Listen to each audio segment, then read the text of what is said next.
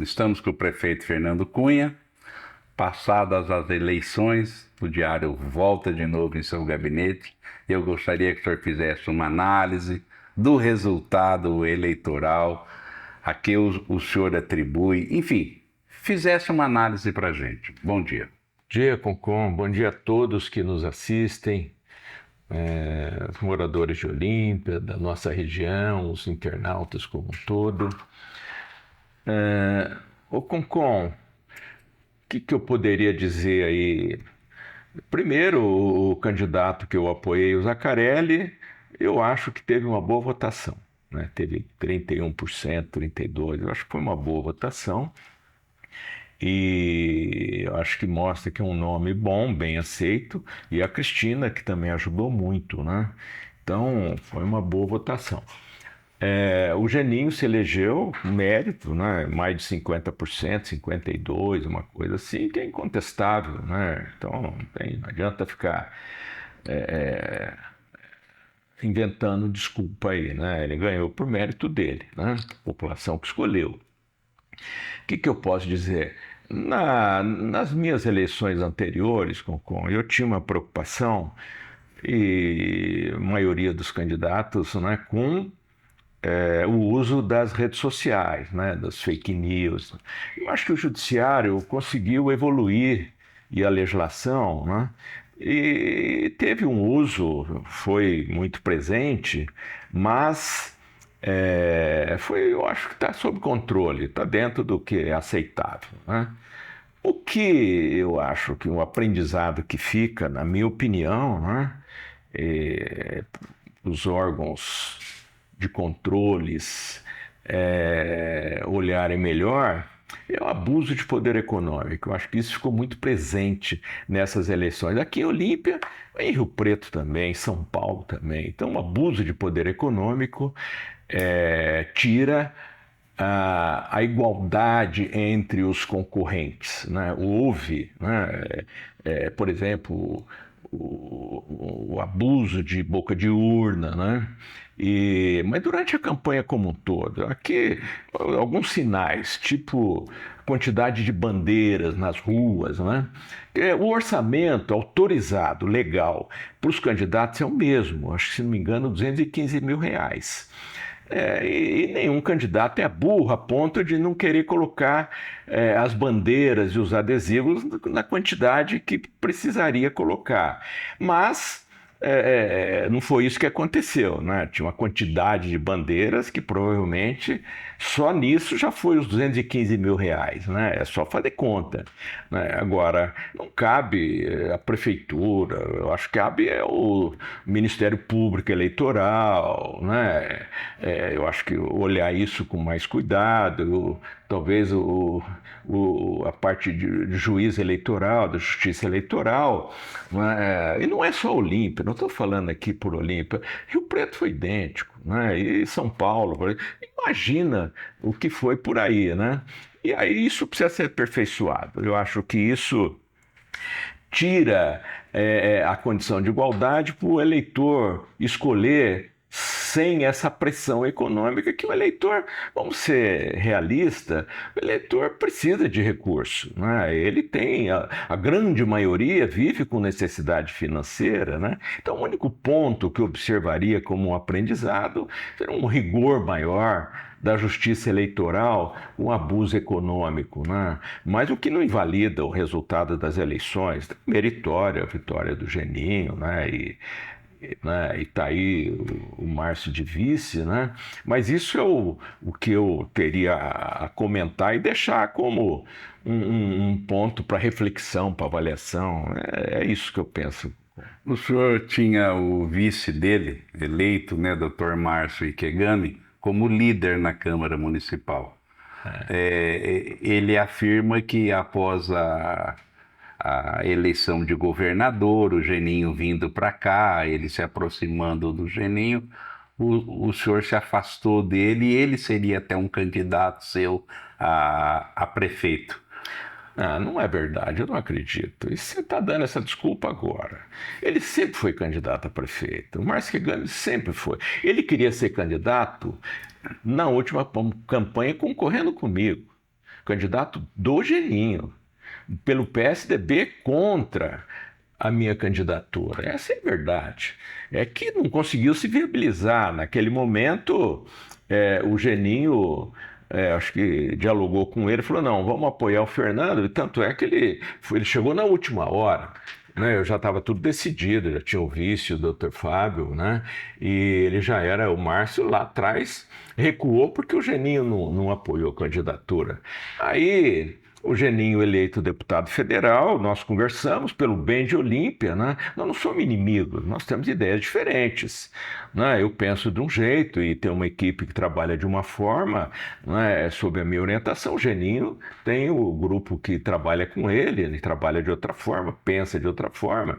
E aí o que acontece? Sentamos, falamos, não, pelo bem de Olímpia, esquece as diferenças, vamos trabalhar junto. Eu como prefeito, ele como deputado federal, muito próximo do Rodrigo Garcia, que era vice e virou governador. Então nós ficamos aí um bom tempo trabalhando junto pela cidade, né? Como pessoas, como grupo separado, mas politicamente. Né? E nesse momento foi quando o Márcio votava as coisas comigo e tal. Quando terminou a eleição de governador, que o Geninho não se elegeu, tem quase 2 anos, o Geninho me procurou em janeiro do ano passado, né? E me disse que ia ser candidato a prefeito. Né? E que se eu quisesse indicar o vice, né? Aí assim seria, né? Imbatível. Eu falei, Geninho, eu agradeço consideração, mas não me interessa porque eu tenho as pessoas que trabalharam comigo, eu não posso abandonar as pessoas, eu não posso manipular as pessoas, eu não faço isso, não posso fazer isso. E segundo, que eu represento uma corrente de pensamento diferente da sua. Eu acho que eu tenho obrigação de colocar um candidato, não é para te derrotar, não é nada, ninguém tem obrigação de ganhar nada, mas eu tenho obrigação de apresentar uma alternativa. Então, nesse momento, que abriu-se o espaço da vice no Geninho, aí o Márcio se agarrou né, com todas as forças dele, e aí passou a ser uma oposição ferrenha, uma oposição até irracional, uma oposição duríssima, né? A mim, né, tentando me desconstruir, tentando atrapalhar. Ele ficou esses últimos 2 anos tentando, né, e carregou o Marcelo da Branca com ele, né? Depois o Tarcísio também oportunisticamente deixa o governo e gruda no PL, achando que o 22, que o Bolsonaro elegeria um poste, né? Essa era a visão deles, né? E aí se agarrou também essa bandeira de oposição e se somou a eles. Aí ficaram os 3 o tempo todo, toda a sessão batendo, falando, né? Então, o Márcio, ele tentou achar o espaço dele para ser candidato a prefeito ou a vice. Né? Se ele não teve, ele veio construindo isso lá atrás com o Geninho. Né? Passou por mim, né, tentando algum posicionamento, né, já que eu não seria candidato, eu teria algum candidato que aí ele colocou o nome dele, né, nunca falamos abertamente, né, para tentar. Mas eu tanto não apoiava essa candidatura que eu não aceitei o nome dele para ser presidente da Câmara. Não podemos esquecer disso. Ele era um nome que tem um acordo com o Zé Cocão, né, para ser o presidente da Câmara na sessão do Zé Cocão. É que eu falei, não, ele vai fazer oposição a mim, ele vai usar a presidência da Câmara para ser um palanque. E ele usou o mandato dele como palanque, como oposição a mim, né? E depois que ia desaguar no meu candidato, né? A hora que tenta me desconstruir, né, é para prejudicar uma candidatura que eu apoio. E aí eu não confiando, porque aí a Câmara ia ser um presidente da Câmara de oposição, ia ser um inferno, né? Por isso que eu não apoiei ele. Eu falei, Márcio, não tem nada contra você.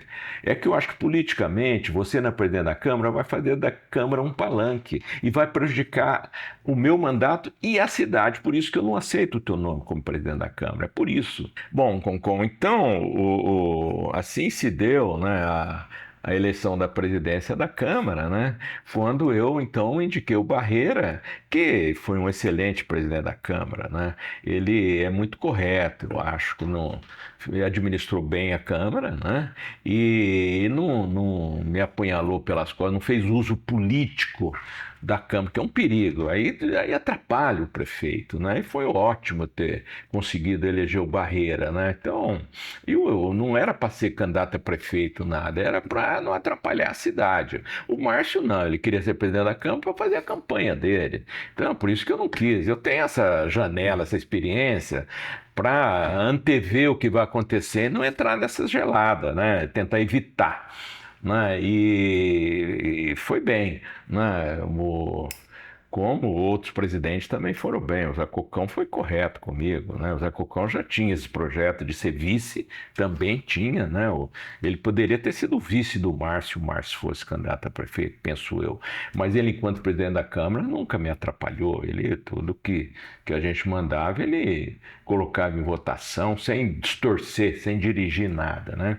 Mas, então, essa é a leitura política. O Márcio sempre quis ser prefeito e conseguiu dar um passo para ser vice e pode vir a ser prefeito, né? Conforme o vereador Tarcísio denuncia, né? E prova, né? Que o Geninho tem condenações em 3 instâncias. Ele sobrevive com uma liminar e assim que for julgado desse processo, dessa liminar, ele está condenado a 5 anos como inelegível, né? Então ele ficaria 5 anos sem poder ter cargo público. E não é... a gente lê, né? A gente vê o que o Tarcísio fala, tem um deputado até falou do Tarcísio, né? É real, pode ser que o Márcio consiga ser prefeito, né? Tá na lógica dele, não está errado. O senhor acha que faltou um candidato natural a não ser indicado pelo senhor? Que, Não, assim, o Zacarelli primeiro não foi o Gilberto por mim. Tonelli, depois... O Gilberto eu diria que foi indicado, o Zacarelli não foi indicado. Sabe? As pessoas falam, o prefeito não preparou um candidato. Não surgiu um candidato, não tem como preparar um candidato. O candidato tem que surgir naturalmente, tem que crescer, tem que conquistar essa condição. Não aconteceu ninguém ligado a mim, nada. Aí eu penso, quando o Geninho antecipou a campanha, não fui eu. O Geninho começou a campanha em janeiro do ano passado. Aí eu falei, bom, olha, então, a hora que chegou em julho, eu falei, eu vou ter que pôr um nome, porque eu não posso demorar. E aí pensei, não tinha ninguém que tinha se apresentado. Falei, não, eu vou pôr o Gilberto, que tem um perfil parecido com o meu, um engenheiro, um gerentão. E o Gilberto, a princípio, topou, né? Então, ali era uma indicação minha. Quando o Gilberto desistiu, né, não quis continuar, aí abriu-se uma nova discussão. Nesse momento, eu não indiquei o Zacarelli. É verdade isso.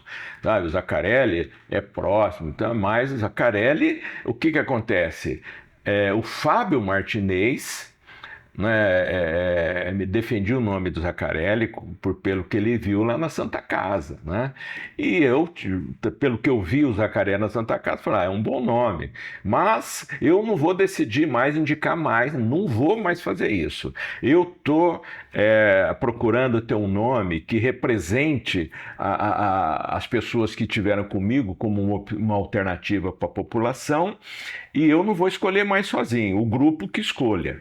Aí foi feita pesquisa, aí foi colocado lá o nome da Cristina, do Hilário, do Zacarelli e do Zé das Pedras, se não me engano. Acho que foram esses que foram, o Fernandinho também, foram colocados esses nomes, e o Zacarelli não era o mais votado nessa pesquisa, mas ele era aquele que tinha maior potencial de crescimento.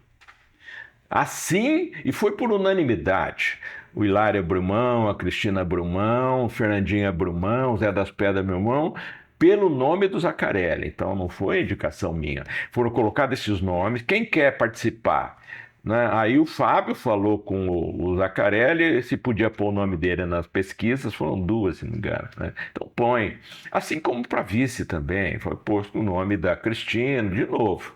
Né? E aí o nome da Cristina era o que parecia melhor, era uma mulher, era um trabalho na assistência social, né? E completava a chapa com o Zaccarelli. Então não foi indicação minha, nunca foi, sabe? E não surgiu um nome natural também, não tinha isso das pessoas que estão comigo. Foi uma escolha de quem trabalhou comigo esses anos, né? E que milita, né? Que muita gente trabalhou comigo, mas que não é militante político, né? Os que atuam politicamente, vereadores, sabe? Estelário, um monte deles aí, né? Barreira, né? Todos eles falando, não, vamos, né? O Amaral, né? Não, vamos com o Zaccarelli. O Zaccarelli acho que é o melhor nome e tal. Então não foi uma indicação minha, não. Foi um nome escolhido por todos. O senhor acha, algumas pessoas também afirmam que a sua plataforma ou a plataforma do Zaccarelli foi a da continuidade, que não houve assim um plano próprio, uma proposta própria. Essa continuidade, essa mensagem, ela teria atrapalhado o resultado. Mas é o seguinte, a plataforma do Geninho é idêntica. A plataforma do Geninho é de continuidade. Não tem ideias novas. O Geninho vai continuar o que eu estou fazendo. E o que tem de novo é o quê? O aeroporto, O hospital? o hospital, a duplicação da Cis Chateaubriand, que é uma luta política. É o governador que decide. Ele era o braço forte do Rodrigo Garcia e não fez. Agora, que força tem ele?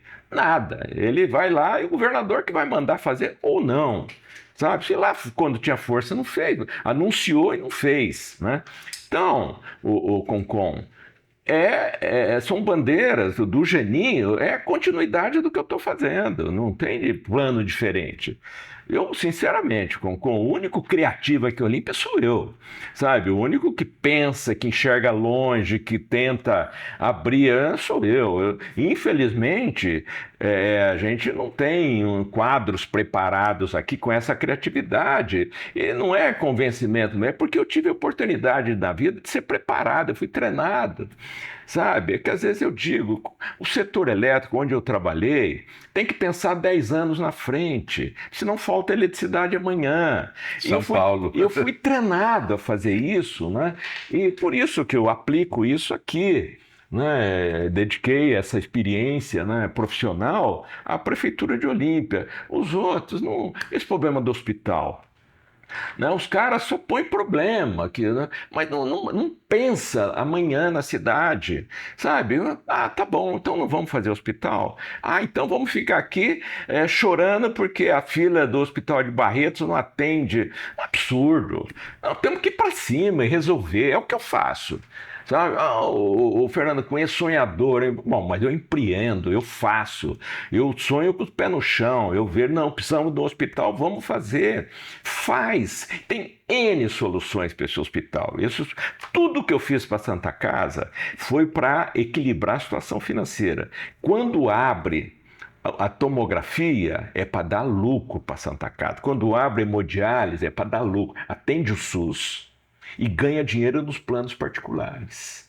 Isso é para dar receita. Um novo hospital, 60% SUS, se for da Santa Casa, né? 40% é para vender serviço, para dar receita para a Santa Casa. É o inverso.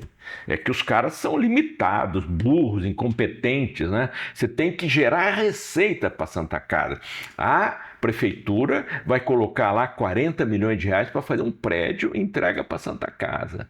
A Santa Casa, se fizer como o Rio Preto fez, que é transformar num hospital municipal, quebra a prefeitura.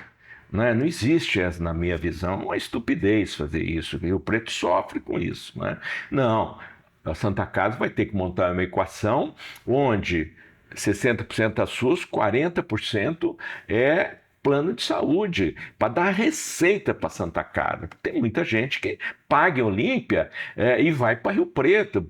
Gaste aqui, interne aqui, aumenta o corpo clínico, oferece outra especialidade. Com a fila de prótese é vergonhoso. É irritante a gente ter pessoas. Eu fiz prótese no quadril porque eu pude pagar, mas nós temos fila de gente, de muita gente precisando de prótese de joelho, de quadril, e de joelho fica 2 anos. Aí, de vez em quando, Ribeirão Barretos libera 1, 2, é ridículo. Então nós temos que ir para cima, não podemos nos conformar. Ah, é assim mesmo. É assim mesmo nada. Tem gente sofrendo, que precisa. Então, vamos pôr um serviço de ortopedia aqui que faça prótese. A prefeitura paga a prótese e o SUS paga a cirurgia. Tem o SUS Paulista que agora completa o valor da cirurgia. Então, não pode... o hospital dá prejuízo, vai dar... Bom, sempre deu prejuízo, sempre vai dar. Então, nós achamos uma equação para aumentar a receita para a Santa Casa. Eu dei 2 exemplos, hemodiálise e a tomografia, né? Para que, sabe, entre mais receita. O novo hospital, ele vai dobrar os leitos de SUS. Hoje, obrigatório pela Santa Casa. Então, 50 leitos a mais, que hoje falta. E vai disponibilizar mais 40 leitos para planos particulares, para vender serviço da Santa Casa, para dar lucro para a Santa Casa. Bom, eu olhei, eu estudei, eu tenho esse cuidado com...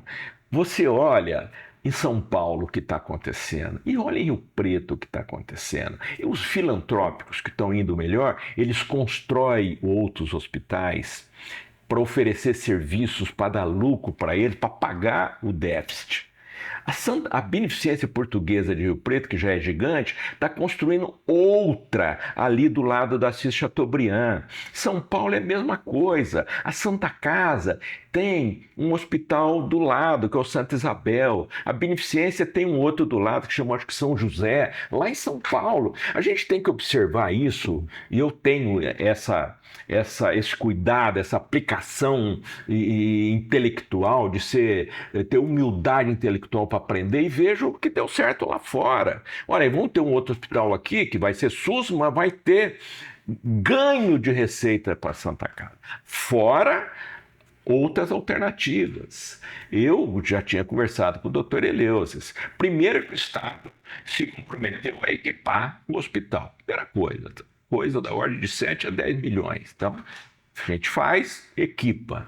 Bom, você tem um hospital equipado, pronto, sabe? Não conseguir ter resultado, ter equilíbrio econômico-financeiro, só se não tiver competência para isso. Todo mundo que tem isso lá fora faz. Agora, tem uma opção, tratar com o governador e com o secretário para transformar no hospital regional. Aí pegar para alta complexidade. Pode ser também média, aumentando os leitos, e alta, pegar um pouco, né, de alta complexidade, que é Barretos e Rio Preto. Pode ter. O Bebedouro entrou com o hospital regional porque o Estado construiu aqui. A gente chamou o Estado, falou, eu construí, vocês equipam, agora vocês operam também. É uma opção para o próximo prefeito, com a Santa Casa. Quem vai decidir é a Santa Casa, né? O que vai ser feito, mas conversa com o Estado. Né? Ou até, algo que eu penso, eu deixaria esse hospital e tem um terreno do abrigo. Eu lutaria junto ao Estado para fazer um AME lá. Faz um AME ali no terreno do abrigo, que a gente vai construir um novo abrigo. A prefeitura até fica com essa obrigação para ocupar aquele terreno do abrigo. Ali é um lugar para fazer um AME. Agora tem que trabalhar, tem que ir atrás, tem que... Né, aí é o governo do Estado. Eu acho que faz todo sentido. É um novo hospital, com novas especialidades. Pode ser um hospital regional ou não, a Santa Casa explora, né? Mas pode o Estado, então, implantar um AME ali do lado, um AME cirúrgico, né? Tudo. Olha, o duro é arrumar 40 milhões para fazer, isso nós arrumamos, né? Então, vamos torcer para que a próxima administração tenha competência, né? Para, inclusive, influenciar a Santa Casa, para ter uma boa diretoria, né? É provável que queiram mudar a diretoria da Santa Casa, né? Para, juntos, né? Façam uma boa gestão para a Santa Casa. Não é só tapar o buraco mensal que é deficitário, né? E sempre foi em todos os hospitais filantrópicos e SUS, né? Mas oferecer novos serviços e mais leitos. E como ficou a obra em si?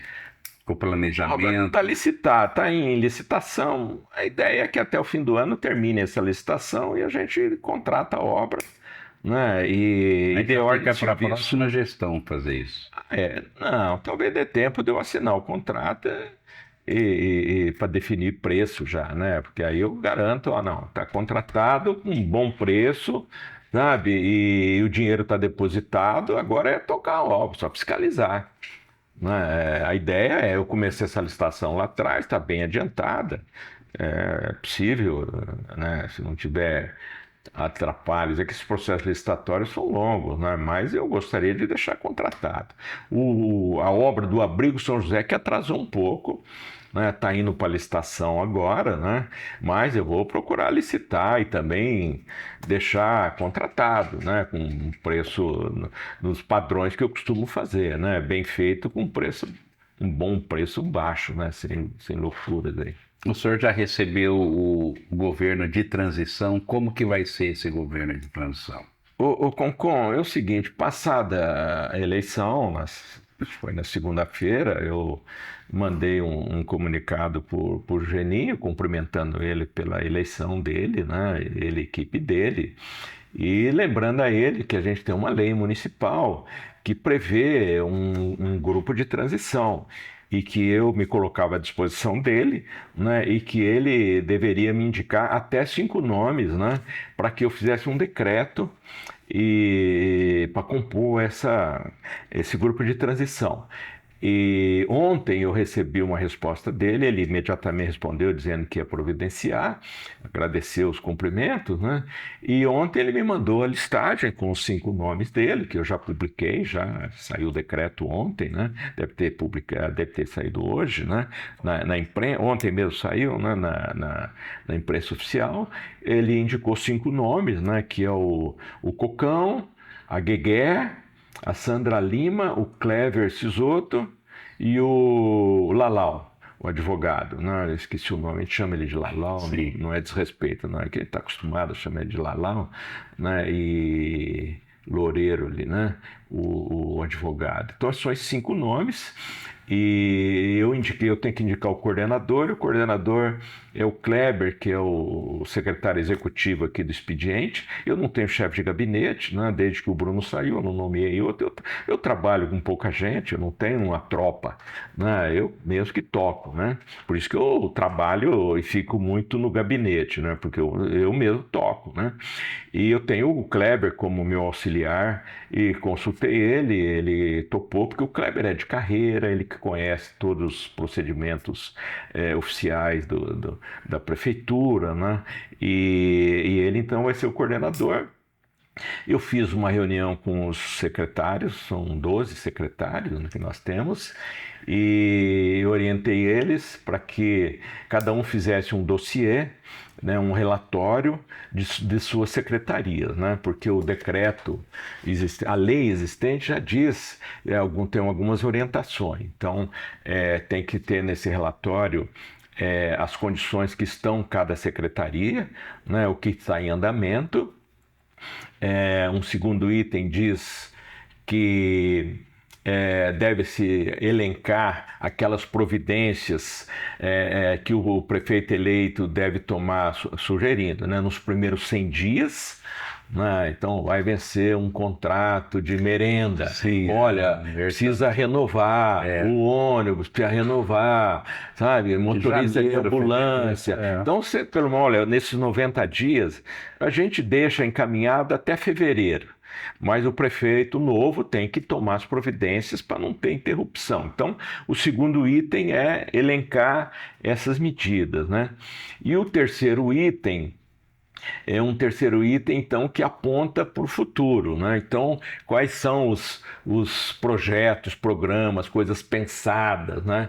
Então, aí entra essas coisas, hospital, aeroporto, Minha Casa Minha Vida, são as coisas, né? Então, são 3 tempos, né? O que está andando, o que precisa de solução imediata e o que deve ser, fica à disposição para se encaminhar para o futuro. E um último item, que aí é mais burocrático, é entregar cópia do plano plurianual orçamentário, da lei de diretrizes orçamentárias e do orçamento, né? Que são as diretrizes financeiras, econômico-financeiras do município nos próximos 5 anos, né?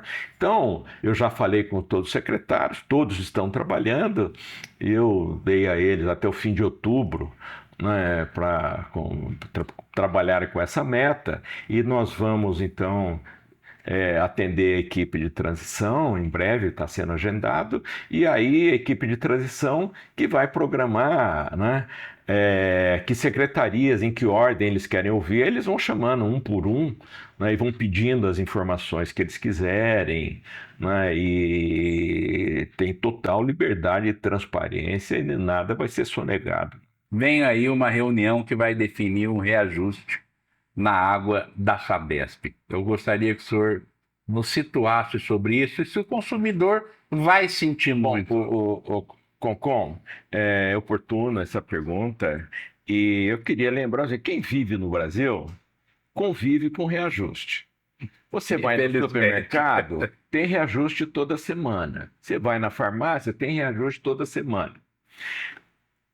Mesma coisa nós temos, por exemplo, com folha de pagamento dos funcionários da prefeitura. Tem reajuste todo ano.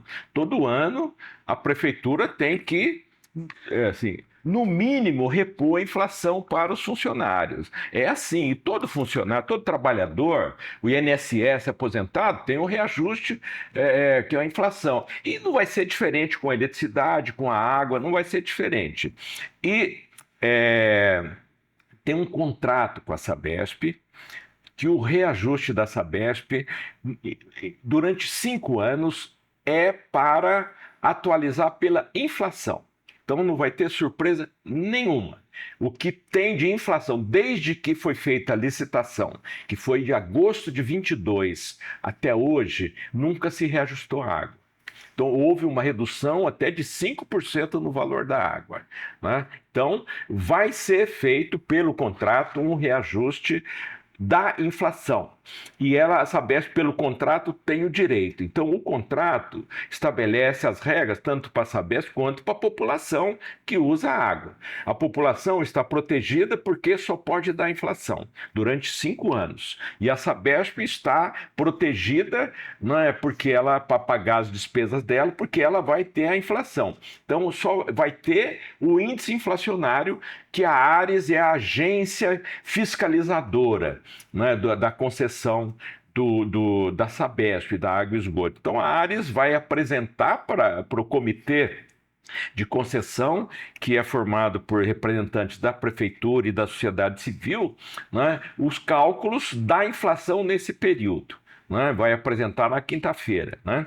E aí, esse comitê tem que acolher esses resultados e aí sai um decreto autorizando a Sabesp a reajustar os preços, possivelmente esse mês ou próximo mês, a qualquer momento, não tem data fixada, né? Mas vai entrando inflação, né? Mas tem que reajustar e daqui um ano de novo pela inflação. É isso que vai acontecer, não tem susto nenhum, é o contrato. A cada 5 anos. Aí, se tiver algum reajuste adicional, porque foi além da inflação, porque teve que renovar a rede antiga, porque está indo na água suja, daqui a 5 anos faz essa conta. Se tem que ter alguma coisa além da inflação em função do que foi feito, né? Então, isso é contrato muito bem feito. Então, a população não tem que ter nenhuma preocupação adicional ao que ela já tem no seu dia a dia, até menor do que o susto que ela toma cada vez que vai no mercado, que vê o tomate, a batata, a carne, cada hora é uma coisa, né? Aqui não, é a inflação, ponto. Né? Então não vai ter surpresa para ninguém, não. Então quer dizer que o reajuste é a cada 5 anos? Não, anual. Anual. Mas a Câmara a inflação, em si, o comitê... uma vez por ano. Né? Anual, a inflação. Qualquer coisa fora da inflação, só depois de 5 anos. Ah, sim, entendi. Só depois. Durante 5 anos, reajusta pela inflação. Tá certo, então. Tá? Bom, eu agradeço a sua entrevista, mais uma vez, sempre gentil atendendo o diário. Eu gostaria que o senhor deixasse, então, a sua mensagem pós a eleição, de agradecimento, aquilo que nós não perguntamos e o que ainda vamos esperar da sua gestão até dezembro. Bom, eu vou começar pelo fim, primeiro agradecer a você que presta um trabalho de utilidade pública, profissional, sério, não é tendencioso, mesmo Obrigado. durante um processo eleitoral, né, com diversas concorrentes, né? Um PT tinha candidato, o PL tinha um candidato, tinha o ex-prefeito Geninho que foi vitorioso nas eleições e tinha o meu candidato e você permaneceu de forma isenta, na minha visão, informando a população. Está de parabéns o trabalho que você Obrigado. faz, né? Eu vou trabalhar até o dia 31 de dezembro, né? Então, existe a possibilidade de eu ser candidato a deputado daqui a 2 anos, mas é uma possibilidade, né? A gente não é, eu pelo menos, não sou candidato porque eu quero. Eu posso vir a ser se surgir um movimento, um sentimento de que a população, que a região precisa e que eu tenho condições de me eleger. Eu não vou entrar em aventura como outros candidatos saem por sair. Isso eu não vou fazer, né? Então, mas eu não vou usar a prefeitura e nunca usei como palanque para eu ser candidato a deputado, tá? Eu não morro de amores, não é meu projeto de vida ser deputado, já fui, sabe? Eu só vou se tiver que ajudar a região, a cidade, e for uma coisa boa na chapa do governador, uma coisa que faça sentido, né? Para contribuir, senão eu não sou candidato, né? Então, com isso eu quero dizer que eu vou trabalhar, diferentemente de outros ex-prefeitos que abandonam para já cuidando da vida deles, né? Para o futuro, não. Eu vou trabalhar até dia 31 de dezembro para a Prefeitura de Olímpia, com a mesma responsabilidade que eu trabalhei até aqui. E o que eu tenho a dizer, com que eu agradeço a minha equipe, agradeço a Deus por ter nos protegido, permitido trabalhar, né, ter saúde, e a nossa equipe, a todos que passaram, em especial os que estão terminando comigo, né, e pelos que ajudaram a gente a produzir. E agradeço a população porque eu me candidatei, a população me deu uma procuração para eu administrar a Olímpia em nome dele. A população faz um contrato com o prefeito e com os vereadores. Eu tenho um contrato com a população de Olímpia até 31 de dezembro. E eu espero ter atendido a população de forma adequada. É claro que a gente sempre gostaria de ter feito mais coisas ainda, mas acho que eu deixo um legado de muitas realizações em todas as áreas que você olhar, sob o ponto de vista de atividade, de especialidade, né? Então, turismo, cultura, lazer, saúde, educação, segurança pública, assistência social, sistema viário da cidade, segurança pública. Eu procurei fazer de tudo em todas as regiões da cidade. Eu acho que hoje, qualquer região da cidade que você olhar, você vai ver uma diferença na cidade de quando eu entrei para quando eu estou saindo. Isso está presente em todas as regiões da cidade e eu espero, então, ter contribuído com a cidade e ter, devolvido para a população aquele voto de esperança que a população colocou quando me elegeu, né? E espero também ter deixado como um legado um exemplo de como pode se governar uma cidade, porque você tem investimento e tem a manutenção, tem um custeio, tem uns serviços que é prestado à população. Eu fiz muita coisa que aparece, mas eu fiz talvez mais ainda na melhoria e na ampliação dos serviços que são prestados, sabe? É a água, é esgoto que é tratado, é a iluminação, é a saúde pública que melhorou anos-luz, né? Então, eu acho que eu deixo um legado com uma referência para a população poder avaliar o próximo prefeito, né? Então, deixo obras, mas deixo um modelo, um exemplo, né?